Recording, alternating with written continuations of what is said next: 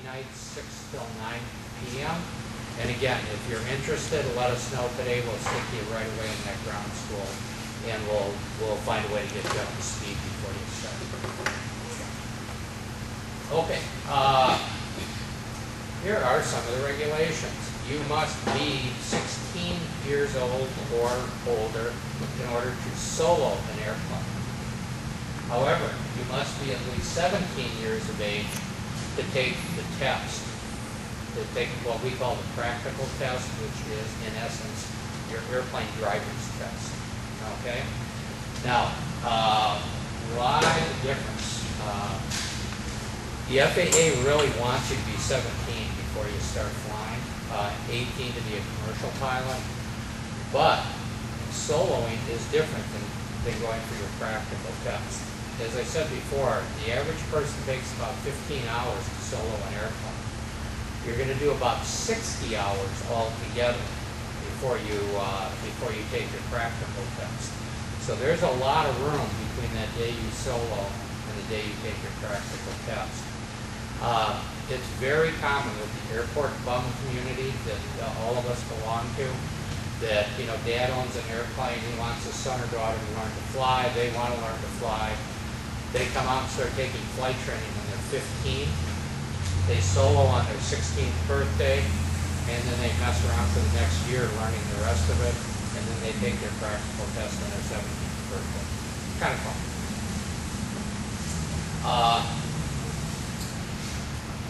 What would you learn, what would you take your lessons in? We want you guys to go out on the ramp today and see these airplanes. Cessna 152 is a two-seater. It is probably the most common airplane in the United States, in the world actually, used for training. And as long as there are no weight issues, it's perfectly fine. Okay. A 172 is the big brother to the 152. It's got 4 seats. So if you're a little bigger person, that's an easier airplane to learn to fly in. And the Piper Warrior is really the counterpart. It's a low-wing airplane versus a high-wing airplane. Also 4 seats. And those are our 3 most popular trainers for private pilots. Okay, they've got a reasonably simple panel, instrument panel and whatnot. It's not real complicated because we don't want to load you up with a whole lot of stuff. You know, a whole lot of instrumentation that you're not going to need to go on right away. I don't know what the percentage is, but a whole lot of people in the whole wide world, including guys that are flying 777s and whatnot, probably learn to fly in one of those airplanes. Cessna 152 and 172 are kind of the Chevrolet of the airplane world. The medical we talked about, you will get that medical from the AME. We have one in town, but we also have a listing of other AMEs around southeastern Wisconsin if you don't live right in the Watertown area. You will get a 3rd class, which is the easiest pass. If you are under 40 years of age, that is good for 5 years. If you are over 40 years of age, it is good for 2 years at a time. Then you go back and get another one. Okay? For those of us with a 2nd class, we go once a year. If you have a 1st class, and normally it's the airline pilots that have 1st class, they go back every 6 months. One other quick note I'll make about these medicals is Steve and I have medicals because we're licensed pilots. Okay, when you get your very first medical, it's also your student certificate. Okay, it's kind of like your driver's permit thing that you get before you get your driver's license. It's real important because when we sign you off to solo, I got to sign the back of that thing, that medical, to say you can solo. And when we send you on solo cross country, I've got to sign the back of that student certificate. And when you go for your check ride, you've got to present that to the examiner to show that, okay, you were signed off by your instructor for those 2 parts of the program. Okay, this is real important because if you go on... Thank you. Because then they can kind of follow along there. This is a Okay. little more complicated. Yeah, you can take, tells you what the requirements are. And what I am going to stress is the word minimum, okay? The FAA says if you're going to get a private pilot's license, you have to have a minimum of 40 hours of training. 20 hours of that training have to be dual instruction. That means you have to have a flight instructor in the airplane. Of those 20 hours, you have to do cross-country flying, night flying, instrument flying, okay? You also have to have in your logbook when you go for your check ride, 10 hours of solo time. And that solo time is both times you solo here at the airport, you do takeoffs and landings, you go out and practice in the practice area on your own. And it also includes 2 cross-country trips that you will make on your own. So you'll fly from here to Sheboygan, to Fond du Lac, and back. And maybe the next time you're going to fly from here to La Crosse, to Prairie du Chien, and back. Okay? But when you're done, you're going to have at least 10 hours in that airplane by yourself. You don't have a license yet, though, by the way. Most people, I would say 99% of the population, need more than 40 hours. And here's where I want you to be cautious. You can go on the internet to all kinds of different flight schools, and it always comes up, how much does it cost to learn to fly? And they'll take these hours and they'll say, okay, 40 hours and our airplane is $100 an hour and our instructor is $50 an hour, blah, blah, blah. And they'll give you a price for 40 hours. Okay, and it's $5,500. You go, hey, great, that's not bad. Okay, we don't do that here. The reason we don't is because, like I say, about 1 or 2% of the population finish in 40 hours. Here are our numbers.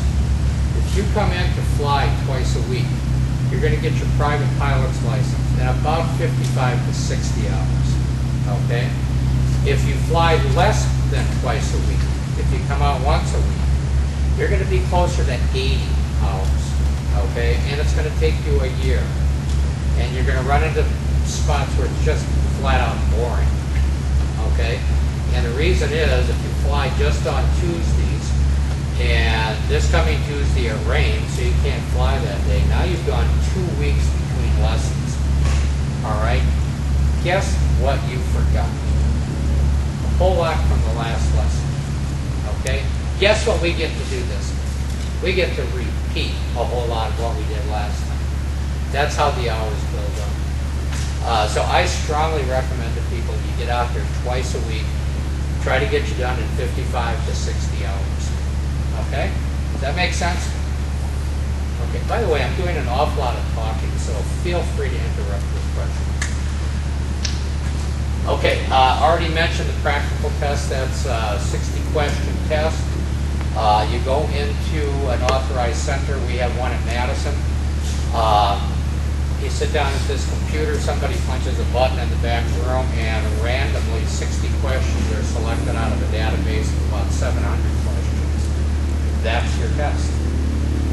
You have 2.5 hours to do it, which is plenty of time. You get to the end, you punch a button, and it gives you your score. You have to have 70 or better to pass. Okay, the thing we call the practical test, we call it the check ride around here. That's the biggie, okay? You've done your training, your instructor signed you off for everything, all your requirements are done, and your instructor browbeats you for 2 weeks before you take the check ride.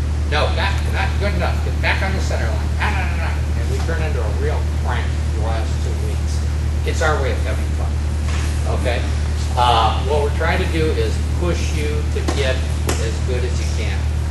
We have standards that we know you have to meet when you take that test. For example, you have to be able to hold your altitude at plus or minus 100 feet. Okay? My grandmother can hold an airplane at plus or minus 100 feet. So we want you to hold it plus or minus 50. And if you can do plus or minus 50, I'll bet you can do plus or minus 25. Okay, and if you can do that, then we really become a pain in the neck. And we don't want the needle to come off at all. So that last couple of weeks, we're really kind of putting screws to you. I always say to people, this is the part where it really gets into, do you really love me when it's over? Okay? Because what we want you to do, by the time you get to that test, we want that test to be boring. Okay? We want that test to be, God, this is so much easier than flying with Jim. You know, he's an examiner over there. So that practical test has two components to it. First part is the oral exam. That lasts anywhere from an hour and a half to 2 hours. You'll explain to the examiner, you're going to come in with a prepared cross country and tell him how you would make this trip if you were taking off that day. And you'd explain the trip, you'd explain the weather, you'd explain the airport you're going to. He would ask you a whole ton of questions about it. Then you're going to slide off of that and you're going to talk about airplanes and how they work. And you're going to talk about airspace, how airports work.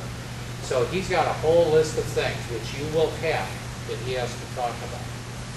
And that normally takes about an hour and a half. Then you go jump in the airplane. And the check ride itself takes about an hour and a half in the airplane. You'll take off like you were going to fly that cross country. And then after he sees that you know how to do that, he'll break you off and you'll do some maneuvers. What we call the maneuvers. Power on and power off stalls, steep turns, slow flight. Then you'll drop down and you'll do the fun stuff. You'll do S-turns across the road, scare the local farmers. That is fun. We try to get airplanes with small numbers on the side. Then you'll come back to the airport and you're going to do several kinds of takeoffs and landings. Normal, crosswind, short field, soft field. I realize you don't know most of this terminology. It's part of the fun of learning to fly, because you get to learn this terminology. And you can impress your friends at all the cocktail parties. We did soft fields today. Yeah, it was cool. It was cool. So there's a whole bunch of jargon I could throw out at you right now that would mean absolutely nothing. But by the time you take your practical test, you'll know it. Okay, after you get your license, okay, you went through the whole program, you took your check ride, you got your license. What do you do now? Hopefully you go have fun, for starters. But what do you have to do to keep it up? Every 2 years, every 24 calendar months, you have to go for a flight with a flight instructor. And we call it the biennial flight reviews. Biennial, every 2. And the idea behind it is we're going for a ride with you to make sure you know how to fly airplanes. Okay? Make sure you're safe. It's not like your practical test. It's not anywhere near that heavy duty. And hopefully you'll go back to the instructor that trained you because they know how you fly. But if you went to an instructor that you don't know, it's no problem, because we all give what we call BFRs, biennial flight reviews. It's basically making sure your skills are still up and you're still safe. It's not a pass-fail thing. If you come to me for a BFR, and I don't think your skills are that great today, you know, I think, you know, you haven't been flying much lately and a little rusty around the edges, I'm not going to give you the endorsement to let you keep flying. It's not a failure, I just won't give you the endorsement that says you're good to go. What I'm going to do is say, why don't you come back, let's get a couple lessons under your belt, let's knock the rust off, get you sharp again. Then we'll sign you off. Then you can go fly for 2 more years. So it's the FAA's way of making sure that once you get a license, you just don't get rusty and fly once every 5 years and, you know, kill your neighbors. In order to carry passengers, once you get your license, if you get it in a 2-seater, probably the next weekend you're going to be out here getting checked out in one of our 4-seaters, okay? And then a little while after that, you'll come out and you'll get checked out in an even bigger airplane, maybe a 6-seater. Okay, to carry passengers though, one of the currency requirements is in the last 90 days, you have to make 3 takeoffs and landings. Okay, so let's say, you know, this is Wisconsin, it gets a little slow around here in January and February. So let's say the last time you flew was November and all of a sudden March comes, you haven't flown since November. Okay, You can't take anybody up in an airplane until you've made 3 takeoffs and landings by yourself. You don't have to bring an instructor. You can go jump in a plane and do it yourself. We do have a requirement here for our rental aircraft though. If you haven't flown in the last 90 days, then you get one of our smiling faces for those 3 takeoffs and landings, okay? But once you get those 3 takeoffs and landings, you're good to go. Throw your loved one or the neighbor or whoever in the airplane. We talked about the medical before. If you're under 40, that 3rd class is good for 5 years. At the end of 5 years, you go see the doctor again. If you're over 40, it's good for 2 years. At the end of 2 years, go see the doctor. Okay, what we've been talking about is getting what's called the private pilot's license. You can't keep going on. Private pilot's going to allow you to fly anywhere you want to in the country. You can fly to Canada, you can fly to Mexico if you have enough money for the bribes. You know what airports to go to. But you have to fly in sunshine. You have to stay out of the clouds. There is more training. You can get an instrument rating, which a lot of pilots do, because it really broadens your horizons. The instrument rating allows you to fly in clouds. You're flying just by reference to the instrument. And it takes about as much time, maybe a little bit longer, to get that instrument rating than it does your private pilot's license. Many, many private pilots go on to get that instrument rating. You don't have to. You can stop at a private pilot's license, and you can kind of go another direction and just start flying more fun airplanes, like that yellow one sitting behind us. That's called a Husky. And you'll notice that the nose wheel is non-existent, and it's got a wheel in the back. That's what we call a tail dragger. Real pilots fly tail draggers. It's a lot of fun. It's the way most airplanes were before about 1950. So that might be the direction you go. You like to go to pancake breakfast on Saturday morning. Go get a Cub. Go get a Cessna 140. They're tail draggers. They're a lot of fun.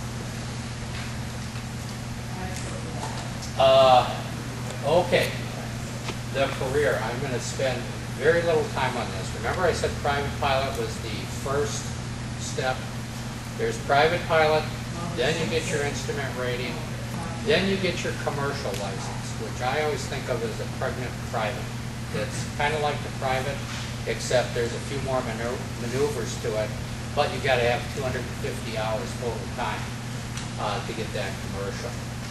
Okay, so I've got my commercial license. I'm all set to go to the airline. Well, wrong. Nobody wants you with 250 hours. Okay? They want to see at least 1,500 hours in your logbook. And another rating, the ATP, Air Transport Pilot rating. That's what airline pilots have, and a whole bunch of folks around here too. You've got to have at least 1,500 hours to get that rating. Generally do it in a twin-engine airplane. That one is really an instrument rating on steroids. So as a career, you need to do that. Now, paying for 1,500 hours of flight training is not a cheap date. Okay? So what a lot of people do after they get their commercial is they get their certified flight instructor's rating. Why? Because they can log hours, kind of get paid for it, and build those hours up so that they get that 1,500 hours or that 2,000 hours. Probably 75% of the flight instructors that are active right now in the U.S. are building time. Okay, they're 24 years old. They're going to be here for a year. They're going to fly everything they can for the next year to build up their hours, and they are out of here. Okay. We are fortunate in that we don't have anybody on staff like that right now. As a flight school manager, I don't like to employ them because I want people here for other reasons. I want people here because they like the flight instructor. But we have to be realistic. If 3 out of 4 instructors around the country are like that, okay, you're part of building their resume. Okay, 1,500 hours is a lot of hours if you're paying for it. In the aviation world, 1,500 hours as a commercial pilot you're still a babe in the woods, okay? Those guys flying the 777, 15,000 hours, 20,000 hours, okay? They make a living out of this. They fly 800,000 hours a year. Flight instructors around here fly 1,000 hours a year. We fly a lot. That's the commercial side. But you don't have to run off and be an airline pilot. You can run off and be a charter pilot. You can run off and fly for a freight company and run freight. You can crop dust, as they talked about before. You know, good practice on that. Go to the hardware store, buy a bag of fertilizer, sniff it for a month, then go apply. I'm sorry, I just have this thing about crop dust. They say, my God. Very hard for them to get insurance, too. It is. Talk about a high-risk profession. It looks like a lot of fun. So there are lots of different kinds of professional piloting that you can do. And you don't have to make your decision the day you start working on your private pilot's license. You've got lots of time to get to know more and more about that stuff. What's the best way to find out if this is for you? The fact that you're here tells me something. Something was going on down here. Said, hey, this kind of looks interesting. Okay, now you came to the seminar, you learned some stuff about it. What should you do next? The next thing you can do is take a discovery flight, which I really, really strongly recommend. If you can get on the schedule and want to do it today, great. If not, you know, schedule another time with us today before you go. What is a discovery flight? It's a 30-minute ground lesson. It's 30 minutes in the airplane where you're going to have your hands on the airplane most of the time. And then you're going to wrap up afterwards and do what we call a debrief. This is what we did today. This is what we did. This is how you did doing it. Okay? You'll actually get a little logbook with that time logged in it, and if you end up taking flight lessons, it counts towards your hours. Yeah. You're sitting in the left seat, which is traditionally the captain's seat.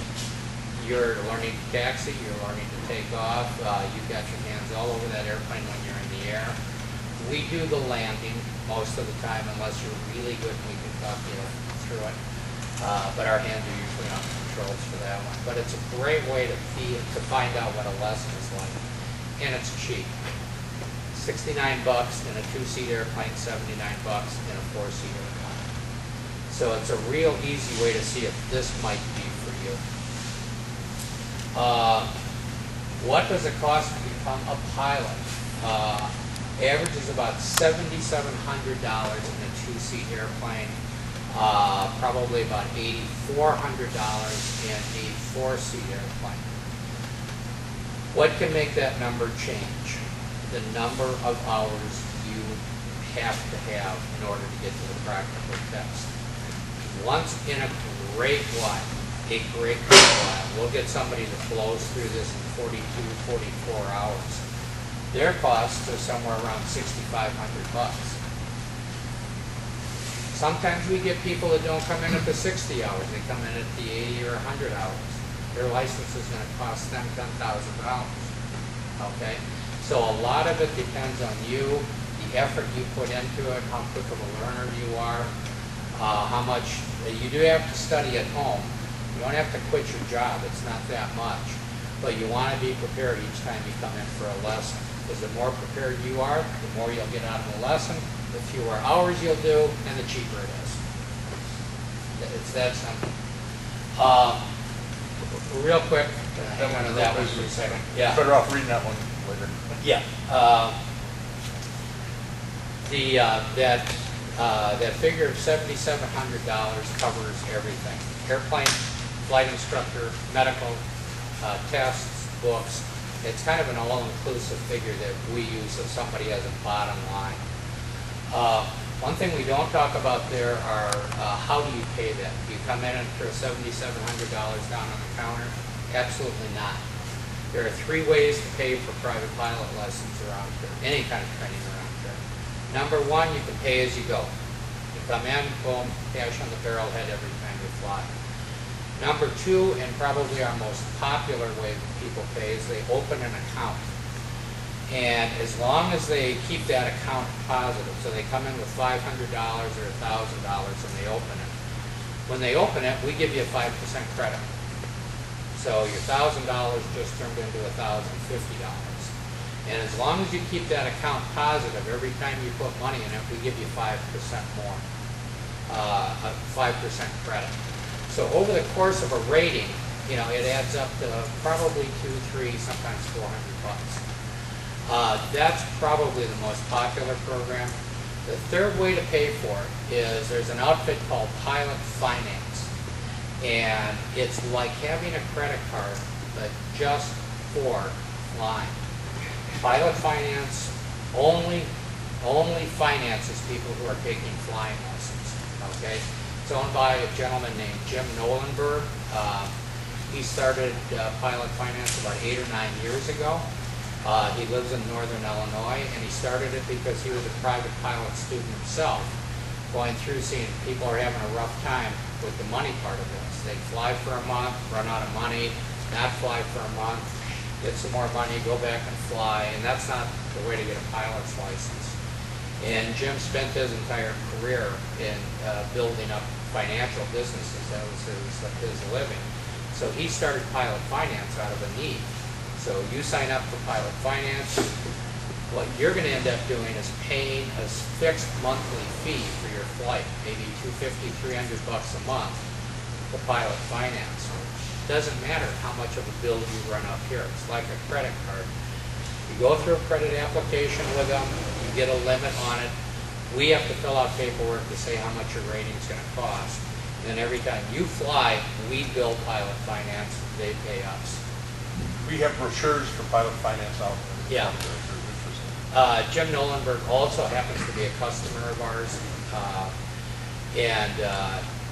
He's a former instrument student of mine and has since become a good friend, and he's a lot of fun. He owns a Cirrus, which is one of those real nice white airplanes back there. And he told me one time he sat down to figure out how much it cost him per hour to run that airplane. This is a guy who spent his entire life in the world of finance. He said he got about halfway through his calculations and he decided to stop because he saw where this was going and he didn't want to know the answer. But he's got a great pilot finance program for helping people get licenses. This is a Cirrus right here. What does one of those cost? This one, brand new, coming out of Duluth, is going to be about $640,000. Okay. That's top of the line, everything on it. There are about 400 to 500 Cirruses for sale right now that are used. Those prices have dropped like a rock, as have all aircraft prices. So you can get a used one of those that's maybe 5 years old for $200,000, $250,000. Now, we're not talking run-of-the-mill airplane. That's the Lexus of the airplane. Okay, that's as good as it gets, single-engine airplane. Okay, there are Cessnas and Pipers and lots of other airplanes for sale right now that are starting anywhere from $20,000, $25,000 and up. Okay, you don't have to have 640 to drop on a new Cirrus. Although I am our chief Cirrus instructor here, so I'd be happy to fly with anybody that does buy one. Okay, I need to stop talking. You guys need to start asking me questions. How's that?